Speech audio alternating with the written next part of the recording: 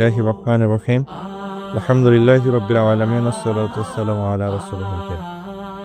নোয়াখালী জেলা উত্তর সংঘ কর্তৃক আয়োজিত জুলাই শহীদ ভাইদের স্মরণে আজকের এই আন্তঃজেলা ফুটবল টুর্নামেন্ট। দিনের কাজে চাই সুস্থ দেহ, চাই সুস্থ মন।